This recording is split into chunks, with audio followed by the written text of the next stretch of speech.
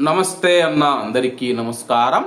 Kuwait మరియు అలాగే Saudi కానీ గల్ఫ్ దేశాలు ఏవైతే ఉన్నాయో చమురు పైన ఆధారపడి జీవిస్తూ ఉన్న దేశాలు, అలాగే యొక్క దేశాలు మనం చూసుకుంటే నిరంతరం శాస్త్రవేత్తలు ఎవరైతే ఉన్నారో, ఇంజనీర్లు ఎవరైతే ఉన్నారో చమురు నిక్షేపాలు ఎక్కడ ఉన్నాయని చెప్పేసి నిరంతరం అన్వేషిస్తూ ఉంటారు. తాజాగా కువైట్ మరియు సౌదీ అరేబియాకు మరొక కొత్త అదృష్టం కలిసి వచ్చింది. స్థానిక మీడియా తెలిపిన వివరాల ప్రకారం కువైట్ మరియు సౌదీ అరేబియా ప్రభుత్వాలు విభజన జోన్లో కొత్త చమురు నిక్షేపాలు కనుగొన్నట్లు సోమవారం ఇరు దేశాలు సంయుక్తంగా ప్రకటించాయి.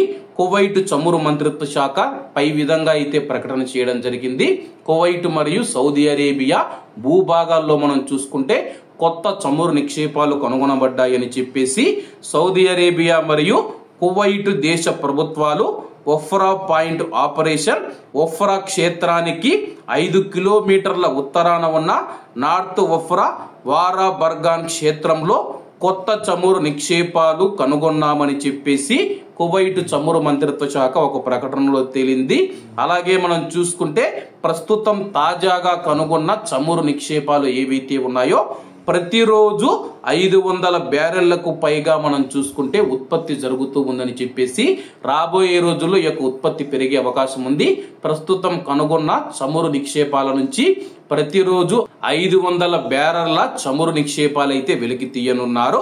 అలాగే మనం చూసుకుంటే గురుత్వాకర్షణ 26 నుంచి 27 డిగ్రీల వరకు ఉంది. 2020 మధ్యన విభజన జోన్ మరియు దాని ప్రక్కనే ఉన్న ఆఫ్షోర్ ప్రాంతంలో ఉత్పత్తి కార్యకలాపాలు తిరిగి ప్రారంభమైన తర్వాత మొదటిసారి కువైట్ మరియు సౌదీ మధ్య చమురు నిక్షేపాలు కనుగొనబడ్డాయి. దీంతో కువైట్ మరియు సౌదీ అరేబియాకు మరింత ఆదాయం రానుంది.